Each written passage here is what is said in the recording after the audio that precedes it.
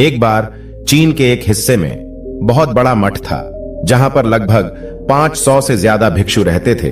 वो सभी अपने गुरु के मार्गदर्शन में खुद को जानने का अभ्यास कर रहे थे। एक दिन एक लड़का उस मठ में शिष्य बनने के लिए आया। उसने गुरु से कहा, है गुरुवर, मैं खुद को जानना चाहता हूं। मैं सच की तलाश कर रहा हूं। मैं पता लगाना चाहता हूं कि सच क्या है।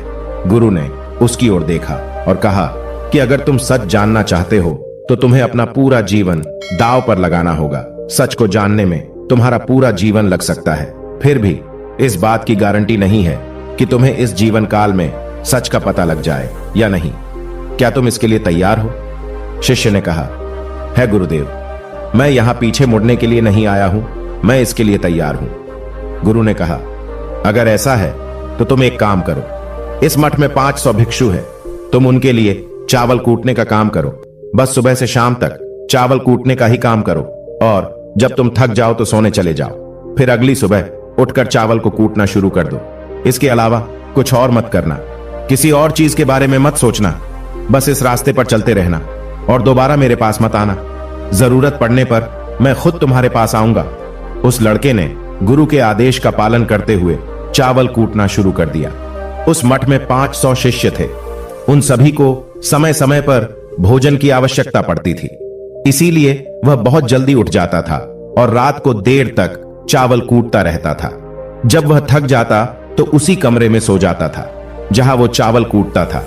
वो किसी से बात नहीं करता था और न ही कोई उससे बात करने के लिए उसके पास आता था।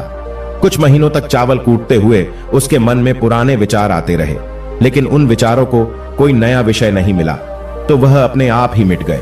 धीरे धीरे उसके मन में विचार कम होने लगे। कुछ सालों के बाद वो अपना नाम तक ही भूल गया। वह हमेशा चुप रहता और विचारहीन अवस्था में बस चावल कूटता रहता था। उसने न तो कभी ध्यान किया था और न कभी शास्त्र पढ़ा था। मठ के बाकी शिष्य उसे मूर्ख समझते थे। ऐसा करते हुए 12 वर्ष बीत गए। फिर एक दिन गुरु ने घोषणा की, अब मेरा आखिरी समय आ रहा है और मुझे अपना उत्तराधिकारी चुनना है जो मेरे बाद मठ का मुखिया होगा। इसीलिए मेरा कोई भी शिष्य है जिससे लगता है कि वह आत्मनिर्भर हो गया है और उससे खुद को जान लिया है, तो वह रात को मेरे दरवाजे के पास आकर इस दीवार पर कुछ पंक्तियां लिखे जिसमें उसकी जिंदगी का सारा अनुभव समाया हो।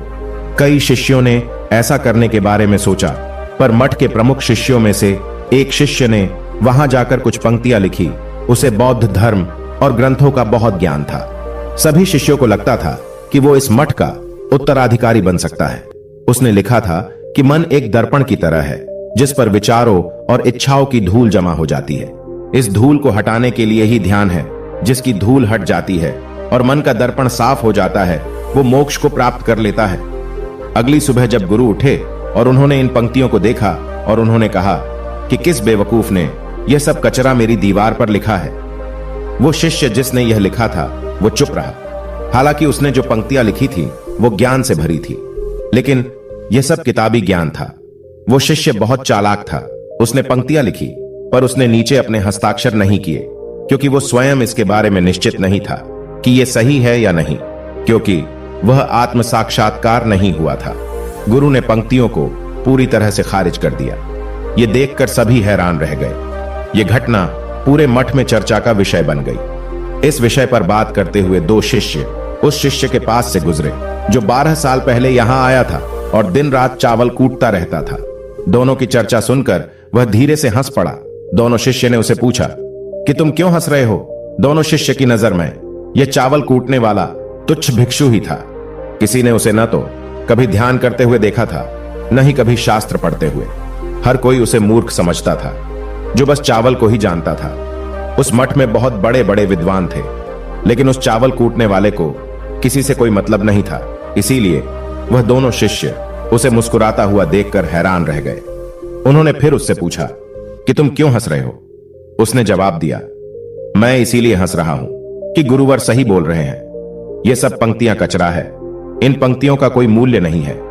वो दोनों शिष्य चौंक गए। उन्होंने उसे पूछा कि क्या तुम ऐसी पंक्तियां लिख सकते हो जो इससे भी बेहतर हो? चावल पीसने वाले ने जवाब दिया, नहीं, क्योंकि मैं अनपढ़ हूं, लेकिन हां, मैं कुछ पंक्तियां कह सकता हूं। अगर तुम उन पंक्तियों को लिख सकते हो तो मैं तुम्हारे साथ जाने के लिए तैयार हूं। उन दोनों शिष्यों ने कहा, ठीक है। वह गुरु के कमरे के पास गए और चावल कूटने वाले ने कुछ पंक्तियां बोली और दूसरे शिष्य ने उस दीवार पर लिख दिया और उन पंक्तियों के नीचे लिख दिया कि चावल कूटने वाला वर्टिकल बार। उन्हें लगा कि मास्टर इस पर भी गुस्सा करेंगे। जो पंक्तियों उसने लिखने के लिए कहा था, बहुत अद्भुत थी वो पंक्तियां। मन तो बस एक का भ्रम है, न तो मन है, न ही मन का कोई दर्पण है, और जब मन ही नहीं है तो धूल कहां ठहरेगी। जो ये जानता है वो सच को जान गया। जब गुरु ने ये पंक्तियां देखी तो वे आधी रात को उठे और चावल कूटने वाले के पास गए। वह सो रहा था। गुरु ने उसे जगाया और कहा कि ये लो मेरी छड़ी और मेरे वस्त्र ले लो, आज से तुम मेरे उत्तराधिकारी हो। लेकिन इस मठ को छोड़कर कहीं दूर चले जाओ, क्योंकि इस मठ में बहुत सारे विद्वान हैं जो खुद को तुमसे ज्यादा श्रेष्ठ मानते हैं और वो तुम्हें मार देंगे।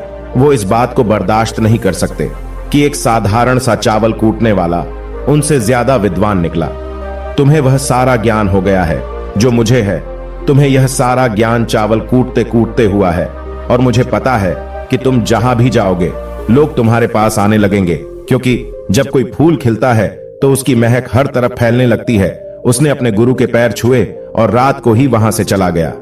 दोस्तों, अगर हम अपनी जिंदगी में देखें तो पाएंगे कि बहुत से लोग सोचते हैं कि ध्यान केवल एक ही जगह बैठकर आंखें बंद करके ही किया जा सकता है, लेकिन हकीकत में ऐसा नहीं है।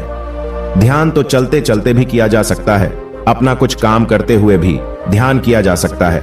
असल में ध्यान का मतलब यह है कि आप जो भी काम कर रहे हैं उसे अपनी ईमानदारी से करें, कि आपको आपके शरीर का ख्याल भी ना रहे। बिल्कुल उस चावल पीसने वाले की तरह जो चावल कूटने में इतना मग्न हो गया कि उसको खुद का कोई ख्याल ही नहीं रहा।